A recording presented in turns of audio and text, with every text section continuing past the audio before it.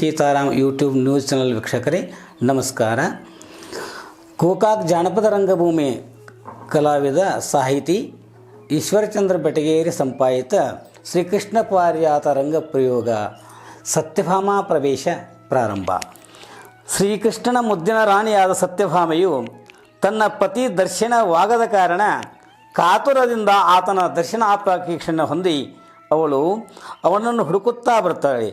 ಬರುವಾಗ ಪನ್ನೀರಿನಿಂದ ಆ ಮುಖವನ್ನು ತಡೆದು ಕನ್ನಡಿಯವಳು ಹವಳದ ಮುತ್ತಿನ ಹಣೆಗೆಯನ್ನು ಬೈತಲೆಯನ್ನು ತೆಗೆದು ಮುಡಿಯನ್ನು ಕಟ್ಟಿ ವೈಯಾರದಿಂದ ಮಲ್ಲಿಗೆಯ ಮಾಲೆಯನ್ನು ಧರಿಸಿ ಹಸಿರು ಪಿತಾಂಬರವನ್ನು ಒಟ್ಟು ಅದಕ್ಕೊಪ್ಪುವಂಥ ಮೊಗ್ಗೆ ಕುಪ್ಪಸವನ್ನು ತೊಟ್ಟು ಬಿಗಿಬಿಗಿದು ಕಟ್ಟುತ್ತಾ ಹಸಿರು ಪಿತಾಂಬರದಲ್ಲಿ ಈ ಭೂದೇವಿಯಂತೆ ಉಪವನದಲ್ಲಿ ನಡೆಸುವ ಭೂದೇವಿಯಂತೆ ಆ ಬರುತ್ತಲಿರುವ ಸತ್ಯಭಾಮೆಯನ್ನು ನೋಡುವುದೇ ಒಂದು ಸೌಭಾಗ್ಯ.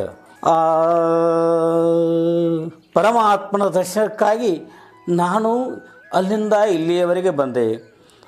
ನಾನೇ ಬಂದಂಥವಳು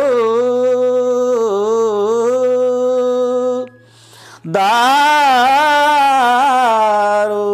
ತಿಳಿಯ ಬಂದೈತೆ ನಮ್ಮ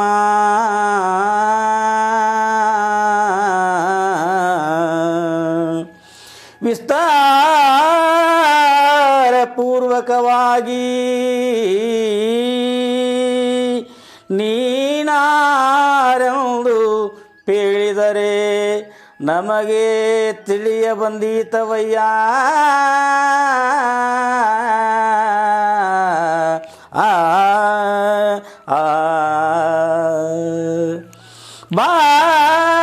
ಭಾಸ್ಕರನ ಭಕ್ತನಾದಂಥ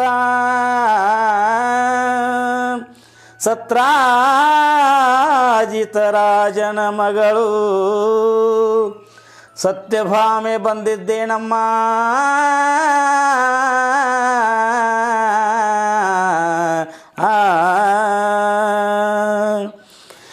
ವಿಸ್ತಾರ ಪೂರ್ವಕವಾಗಿ ಅಮ್ಮ ಹಾವ ಭಾವ ಸರ್ವ ಶೃಂಗಾರವನ್ನು ಪೇಳಿದರೆ ನನಗೆ ತಿಳಿದ ಬಂದೀತಮ್ಮ.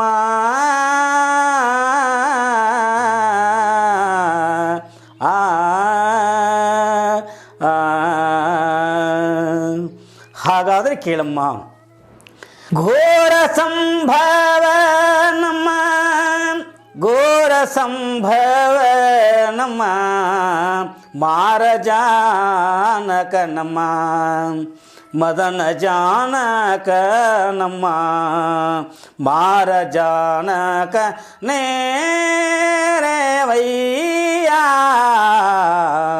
ಹಾಗೆ ಜೀವಿಸಲಮ್ಮ ಹೇಗೆ ಜೀವಿಸಲಮ್ಮ ಹೇಗೆ ಸೇರಿಸಲಮ್ಮ ಹೇಗೆ ಜೀವಿಸಲಮ್ಮ ಹೇಗೆ ಸೇರಿಸಲಮ್ಮ ಹೇಗೆ ಜೀವಿಸಲಮ್ಮ ಹೇಗೆ ಸೇರಿಸಲಮ್ಮ ಪತಿಯನ್ನು ನಾನಗಲಿ ಈ ಹೋ ತಾಯ. ನನ್ನ ಪರಮಾತ್ಮನನ್ನು ಕಾಣುವುದಕ್ಕಾಗಿ ನಾನು ಅತ್ತಿಂದ ಇತ್ತ ಎಷ್ಟು ಹುಡುಕಾಡಿದರೂ ಕೂಡ ಪರಮಾತ್ಮನ ದರ್ಶನವೇ ನನಗೆ ಆಗುತ್ತಿಲ್ಲ. ಆಗಲಿ ಇಲ್ಲಿ ಈ ನಂದನವನದಲ್ಲಿ ಯಾರೋ ಒಬ್ಬರು ಇಲ್ಲಿ ನನ್ನ ಕಡೆಗೆ ಬರುತ್ತಿರುವಂತೆ ಕಾಣುತ್ತದೆ, ನೋಡೋಣ. ಅಮ್ಮ ತಾಯಿ ತಾವು ಬಂದಂಥವರು ಯಾರು? ಇವಳು ಕೂಡ ನಾನು ಹೇಗೆ ಮಾತಾಡಲಿ, ಸುಮ್ಮನೆ ಇರುತ್ತೀನಿ. ಅಮ್ಮ ತಾಯಿ ತಾವು ಬಂದಂಥವ್ರು ಯಾರಂತ ಕೇಳಿನಮ್ಮ. ಅಲ್ಲ, ಇಷ್ಟು ನಾ ಕೇಳಿದ್ರು ಮಾತಾಡ್ತಾ ಇಲ್ಲ ಅಂದ್ಕೊಳ್ಳಿ. ಏ ತಮ್ಮ ಬಾರೋ ಇಲ್ಲಿ, ಯಾಕ್ರಿ ಕರೆದ್ರೇನ್ರಿ? ನೋಡು ಇವ್ರು ಯಾರೋ ದೊಡ್ಡ ಹೆಣ್ಮಗಳು ಬಂದಂಗೆ ಕಾಣ್ತೈತಿ. ನಾ ಎಷ್ಟು ಕೇಳಿದ್ರು ಅಮ್ಮ ತಾಯಿ ತಾವು ಬಂದಂಥವ್ರು ಯಾರು ಅಂತ ಕೇಳಿದರೆ ಅವ್ರು ಹೇಳಲಿಕ್ಕಿನ ತಯಾರಿಲ್ಲ. ಯಾಕೆ ಹೆಂಗ್ಯಾಕೆ ಮಾಡ್ಲಿಕ್ಕತ್ತಾರೆ ಇವರು? ನೋಡ್ರಪ್ಪ, ಈ ಒಬ್ಬೊಬ್ಬ ಹೆಣ್ಮಕ್ಳ ಸ್ವಭಾವ ಇರ್ತದೆ. ಅವ್ರನ್ನ ಎರಡು ಸಲ ಮಾತಾಡಿಸಿದ್ರು ಅವ್ರು ನನಗೆ ಕೂಡ ಮಾತಾಡಲಿಲ್ಲ ಅಂದರೆ ಇಲ್ಲಿ ನೀವೇನಂತ ಮಾತಾಡಿಸಿರಿ? ಅಮ್ಮ ತಾಯಿ ತಾವು ಬಂದಂಥವ್ರು ಯಾರು ಅಂತ ಕೇಳಿದರೆ ಮಾತಾಡಲಿಲ್ಲ. ಮತ್ತಷ್ಟು ವಿನಯದಿಂದ ಕೇಳಿದ್ರು ಕೂಡ ಅವ್ರು ಮಾತಾಡಲಿಲ್ಲ. ಈಗ ನನಗೇನು ಮಾಡಬೇಂತ್ರಿ? ಅಲ್ಲ, ಈ ತಾಯಿಯವರನ್ನು ಮಾತಾಡಿಸ್ಬೇಕಾಗ್ಯದ ಅಲ್ರಿ. ನೀವು ಮಾತಾಡಿಸಿದ್ರೆ ಮಾತಾಡಲಿ ಅಂದ್ರೆ ನನ್ನ ನಾಕೆ ಮಾತಾಡಿಸಿದ್ರೆ ಮಾತಾಡ್ತಾರಂದ್ರಿ. ನೋಡು, ಒಬ್ಬೊಬ್ಬರ ಪದ್ಧತಿ ಬೇರೆ ಬೇರೆ ಇರ್ತದೆ. ಅದು ಒಬ್ಬರಿಗೆ ಹಿಡಿಸ್ಬೋದು, ಮತ್ತೊಬ್ಬರಿಗೆ ಹಿಡಿಸ್ಲಿಕ್ಕಿಲ್ಲ. ಅದಕ್ಕಾಗಿ ನಾನು ಮಾತಾಡಿಸಿದ್ದೀನಿ, ಅದು ನೀನು ಮಾತಾಡಿಸು ನಿನ್ನ ಪದ್ಧತಿಯಿಂದ ನೋಡೋಣ. ಹಾಗಾದ್ರೆ ಸರಿ. ಹಿಂಗೆ ನಾನು ಸಂಗೀತನ ನಾಚ ಮಾಡುತ್ತಾ ಅವರು ಮಾತಾಡಿಸಿದ್ರೆ ಮಾತಾಡ್ತಾರೆ ನೋಡು, ಪ್ರಯತ್ನ ಮಾಡಮ್ಮ, ಒಟ್ಟು ಮಾತಾಡಿದ್ರೆ ಸಾಕು. ಹಾಗಾದ್ರೆ ನೀನು ಸ್ವಲ್ಪ ದೂರ ಸರಿ. ಅಮ್ಮ ಎಷ್ಟು ಸುಂದರವಾಗಿದ್ದಾಳಮ್ಮ, ನಾನು ಈ ತಾಯಿಯನ್ನು ಮಾತಾಡ್ತೀನಿ. ತಾಯವ್ವ ನೀನು ಯಾರ, ತಾಯವ್ವ ನೀನು ಯಾರ, ನೀ ಯಾರ ತಾಯವ್ವ ನೀ ಯಾರ, ನಿಮ್ಮೂರು ಯಾವ, ನಿಮ್ಮ ಅಪ್ಪನ ಹೆಸರೇನು, ನಿಮ್ಮ ಅವ್ವನ ಹೆಸರೇನು. ಅಮ್ಮ ಎಷ್ಟು ಕೇಳಿದ್ರೆ ನೀನು ಮಾತನಾಡವಲ್ಲ, ನೀನು ಯಾರ ತಾಯವ್ವ ನೀನು ಯಾರ. ಅಲ್ಲಮ್ಮ ನಾನು ಎಷ್ಟು ಪ್ರೀತಿಯಿಂದ ನೀನು ಮಾತಾಡ್ತಿದ್ದೀನಿ, ನೀನು ಬಂದಂಥವಳು ಯಾರು ಅಂತ ಪ್ರೀತಿಯಿಂದ ಕೇಳ್ತೀನಮ್ಮ. ಒಂದು ಮಾತು ಮಾತಾಡಿಸು, ಮಾತಾಡಮ್ಮ, ಮಾತಾಡು. ಅಮ್ಮ ನನ್ನನ್ನು ಕೇಳುವಂಥವಳು ನೀನು ಯಾರು? ಅಲ್ಲಿ ನೋಡಮ್ಮ ಈಗ ಹೆಂಗೆ ಮಾತಾಡಿಳು, ಅಲ್ಲಿ ನೀನು ಮಾತಾಡ್ಸೋ ಪದ್ಧತಿನ ಚಂದದ ನೋಡು. ಸಕ್ರೆ ಫ್ಯಾಕ್ಟ್ರಿ ಬೊಂಗ ಒದರಿದಂಗೆ ಒದರಿದಿ ಅವಳು ಮಾತಾಡಿದಳು ಅವಳು. ಈಗ ನೋಡು ನಿಮ್ಮಂಥವ್ರು ಭಾಳ ಆಗ್ಯಾರ. ಈಗ ಕೆಲಸ ಆಗೋ ಮಟ ಹಿಂಗೆ ಹೇಳ್ತಾರಂತ ನೀವು ಹೋಗುವಂತೈತ್ರಿ. ಇರಲಿ ಅಮ್ಮ, ತಾಯಿ ತಾವು ಬಂದಂಥವಳು ಯಾರು ಅಂತೇಳಿ ನಾನು ನಿನ್ನಲ್ಲಿ ಭಕ್ತಿಯಿಂದ ಕೇಳ್ತೇನಮ್ಮ. ಅಲ್ಲ ನನ್ನನ್ನು ಕೇಳುವಂಥವಳು ನೀನು ಯಾರಮ್ಮ? ಅಲ್ಲಮ್ಮ ನಾನು ಸದಾವ ಕಾಲದಲ್ಲಿ ಪರಮಾತ್ಮನ ಸೇವೆಯನ್ನು ಮಾಡತಕ್ಕಂಥ ಸೇವಕಳು. ನನಗೆ ಎಲ್ಲರೂ ದೂತೆ, ದೂತಿಕಾಸ್ತ್ರಿ ಅಂತ ಕರೀತಾರಮ್ಮ. ಇರಲಿ ಅಮ್ಮ ದೂತೆ, ಭಾಳ ಸಂತೋಷ ಆಯಿತು. ಈ ನನ್ನನ್ನು ನೀನು ಏನು ಕೇಳಬೇಕಂತ ಮಾಡಿದಿ? ಇದರಲ್ಲೇ ಚಲೋ ಆತು ನೋಡುವ. ಕೂನಿಲ್ಲ ಗುರುತಿಲ್ಲ ಕೊಣ ಇಲ್ಲಿ ಕಟ್ಟಿದ ಅಂದಂಗೆ ಏನಿಲ್ಲ, ನಿನಗೆ ಏನು ಬೇಕಾಗಿದೆ ಅದನ್ನು ಕೇಳು, ನಾನು ಹೇಳ್ತೇನಮ್ಮ. ಹೌದು ತಾಯಿ, ಪರಸ್ಪರ ಒಬ್ಬರೊಬ್ಬರು ಭೇಟಿಯಾದಾಗ ಉಭಯತರು ಕುಶಲವನ್ನು ಕೇಳುವುದು ಸಂಪ್ರದಾಯದವಮ್ಮ. ನೀವ್ಯಾರು ಅಂತೇಳಿ ಪರಿಚಯ ಮಾಡ್ಕೋಬೇಕಾದ. ಅದು ಹೇಗಮ್ಮ? ನಾವು ಪರಸ್ಪರ ಭೇಟಿಯಾದ ಏನ್ರಿಪ್ಪ ಎಲ್ಲ ಆರಾಮೈತಿ ಅಂತ ಕೇಳ್ತೀವಿ. ಅಂತ ಕೇಳಿದ್ರೆ ಮನ್ಯಾಗ ಎಲ್ಲರೂ ಆರಾಮದಾರು ಅಂತ ಕೇಳ್ತೀವಿ. ಹೊಲ ಮಣಿ ಮಕ್ಕಳ ಮರಿ ಎಲ್ಲ ತೀಕೈತಿನ ಕೇಳಿಕೊಳ್ಳೆ ಅವರು ಹೇಳ್ತಾರೆ, ನಾವು ಹೇಳಬೇಕು. ಅದರಂತೆ ಈಗ ನನ್ನಲ್ಲಿ ನಿನಗೆ ಏನು ಬೇಕೋ ಅದನ್ನು ಕೇಳಬೇಕಂತ ಅಪೇಕ್ಷೆ ಆಗ್ಯದ. ಹೌದಲ್ಲಮ್ಮ? ಹೌದು ತಾಯಿ. ಹಾಗಾದರೆ ನೋಡು ತಾಯಿ, ಮಾತೃದೇವೋಭವ ಅಂತ ಹೇಳ್ತಾರೆ, ಅಂದ್ರೆ ತಾಯಿ ದೇವರು. ಪಿತೃದೇವೋಭವ ಅಂತಂದ್ರೆ ಅಂದರೆ ತಂದೆ ದೇವರು. ಹೀಗಿದ್ದಾಗ ಏನಾಯ್ತಮ್ಮ? ಅದಕ್ಕಾಗಿ ಪ್ರಥಮದಲ್ಲಿ ನಿಮ್ಮ ತಂದೆಯವರು ಇದ್ದಾರೇನಮ್ಮ? ಅಮ್ಮ ಪ್ರಥಮದಲ್ಲಿ ನನ್ನ ತಂದೆಯವರು ಇದ್ದಾರೆ ನೋಡಮ್ಮ. ಹಾಗಾದರೆ ನಿಮ್ಮ ಅಪ್ಪಾಜಿಯವರು? ಅಲ್ಲ ಅಪ್ಪಾಜಿಯವರು ಇದ್ದಾರಂತ ಹೇಳಿನಮ್ಮ. ಅಲ್ಲವ ನಿಮ್ಮ ಮಗನ ಗಂಡ? ಏನು ಮಾತಾಡ್ತೀಯ? ಅಲ್ಲ ಎಲ್ಲ ಕೂಡಿ ಒಂದಾಯಿತಲು, ಅಂದರೆ ನನ್ನ ತಂದೆಯವರು ಇದ್ದಾರಂತ ಹೇಳಿದೆ ನನಗೆ. ಇರಲಿ ಬಿಡಮ್ಮ, ನಿಮ್ಮ ತಂದೆಯವರು ಇದ್ದಂಗೆ ಆಯಿತು. ಅಪ್ಪಾಜಿಯವರು ಅಂದರೆ ಒಂದು, ತಂದೆಯವರು ಅಂತಂದರೆ ಒಂದೇ ಆಯಿತು. ಆಗಲಮ್ಮ ಪ್ರಥಮದಲ್ಲಿ ನಿಮ್ಮ ತಂದೆಯವರು ಯಾರು ಮತ್ತು ಅವರ ಹೆಸರೇನು? ಹಾಗೂ ಮತ್ತು ನಿಮ್ಮ ತಾಯಿ ಅವರು ಯಾರು, ಅವರ ಹೆಸರೇನು? ಮತ್ತು ಈ ಜಡದೇಹಕ್ಕೆ ಜನ್ಮ ಕೊಟ್ಟಂಥ ನಿಮ್ಮ ತಾಯಿ ಮಾವ ಭಾವನವರು ಯಾರ್ಯಾರಿದ್ದಾರೆ ಅಂತೇಳಿ ನನಗೆ ತಿಳಿಯುವ ಹಾಗೆ ಕುಳಿತಿರುವಂಥ ಈ ದೇವಸಭಾಕ್ಕೆ ತಿಳಿಯುವ ಹಾಗೆ ಚಂದವಾಗಿ ಹೇಳಬೇಕಮ್ಮ. ಅಲ್ಲಮ್ಮ ಮೊದಲು ನನ್ನ ತಂದೆ ಯಾರು, ತಾಯಿ ಯಾರು, ನಾವಿರುವಂಥ ಸ್ಥಾನ ಯಾವುದು ಹೇಳಬೇಕಲ್ಲಮ್ಮ. ಅಲ್ಲಮ್ಮ ನಿಮ್ಮವರು ಅಂದರೆ ಯಾರಮ್ಮ? ಇವ ಈ ರಾತ್ರಿಯಾಗ ನಮ್ಮವ ಅವ ಹೊರಗೆ ಬರೋಂಗಿಲ್ಲಮ್ಮ. ಎಲ್ಲಿರ್ತಾರಮ್ಮ ನಿಮ್ಮವರು?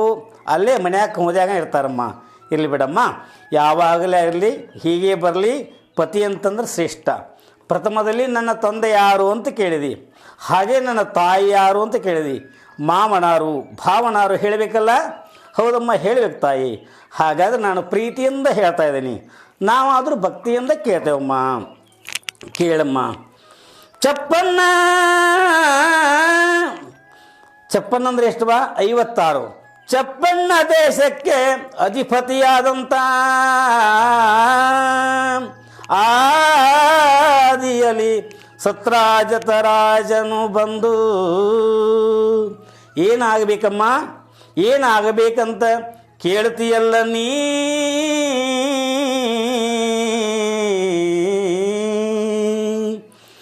ತಂದಿ ನಾಗ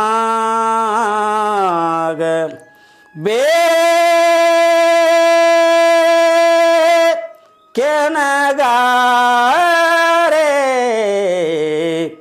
ತಂದೆ ನಾಗ ಬೇಕ ಶಚಿದೇವಿ ತಾಯಿ ನಾಗ ಕೆಣಗಾರೆ ತಾಯಿ ನಾಗ ಬೇಕ ವಸುದೇವ ಮಾವನಾಗ ಬೇಕೆನಗಾರೆ ಮಾವನಾಗ ಬೇಕ ದೇವಕಿ ಅತ್ತಿನಾಗ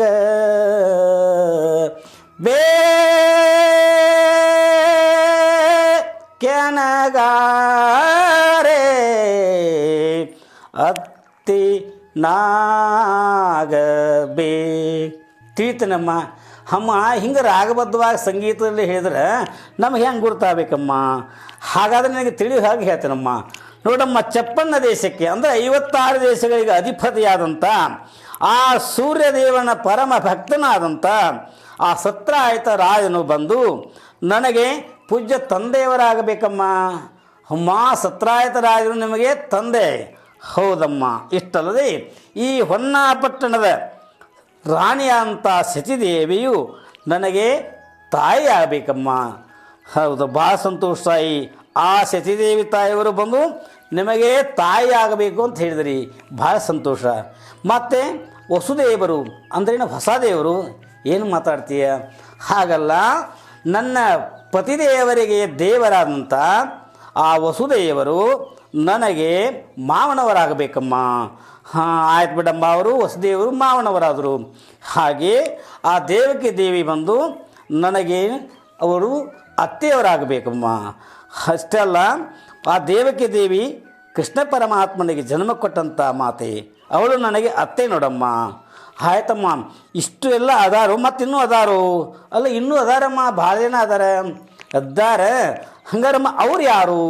ಅವ್ರು ಹೇಳಿದ್ರೆ ತಿಳಿತಿದ್ದಲ್ಲ. ಹಾಗಾದರೆ ಚಿತ್ತಕೊಟ್ಟು ಕೇಳೋಣ. ನಮ್ಮ ಬಲರಾಮ ರಾಮ ಬಲರಾಮ ಏನಾಗಬೇಕಮ್ಮ? ಭಾವನಾಗಬೇಕ ಎನಗ, ಭಾವನಾಗಬೇಕ ಎನಗ ಸೌಭದ್ರ ನಾದಿನಾಗಬೇಕ ಎನಗ, ನಾದಿನಾಗಬೇಕ ಎನಗ ಆ ರುಕ್ಮಿಣಿ ಸರಿಯ ಸವತಿ ನಾಗಬೇಕ, ಸರಿಯ ಸವತಿ ನಾಗಬೇಕ ಶ್ರೀಕೃಷ್ಣ ಪರಮಾತ್ಮ ಪುರುಷ ನಮ್ಮ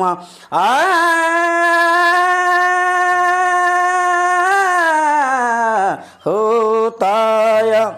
ನೋಡಮ್ಮ, ಆ ಬಲರಾಮ ದೇವರು ನನಗೆ ಕಾಸ ಭಾವಂದರಾಗಬೇಕು. ಎಂಥ ಭಾವಯವ್ವ? ಹಾಗಲ್ಲ, ತಪ್ಪು ತಿಳ್ಕೊಬೇಡ. ಪುರುಷರ ಅಣ್ಣಂದರಿಗೆ ಭಾವ ಭಾವ ಅಂತ ಕರಿಬೇಕಮ್ಮ. ಆಯ್ತಮ್ಮ. ಇದು ಅಲ್ಲದೆ ನೋಡಮ್ಮ, ಆ ಸೌಭದ್ರಾದೇವಿದಳಲ್ಲ, ಅವಳು ನನಗೆ ನಾದಿನಿ ಆಗಬೇಕಮ್ಮ. ಇದು ಅಲ್ಲದೆ ಮತ್ತು ಏನೋ ನೀನು ಸಿಟ್ಟಿಗೆದ್ದು ಮುಖ ಕೆಂಪು ಮಾಡಿಕೊಂಡು ಮತ್ತೊಬ್ಬರ ಹೆಸರು ಹೇಳಿದಲ್ಲಮ್ಮ. ಅಮ್ಮ, ಅವಳ ಹೆಸರೇ ಕೇಳಬೇಡ. ಯಾಕೆ? ಅವಳು ನನಗೊಬ್ಬ ಸವತಿದಳ. ಹೌದು ಬಿಡಮ್ಮ, ಸವತಿ ಸಣ್ಣಕ್ಕೆಲ್ಲ ಬಾಗಾದಿ ಬಡವೆಲ್ಲ. ಯಾರಮ್ಮ ಅವಳು? ಆ ಭೀಷ್ಮಕ ರಾಜನ ಪುತ್ರಿ.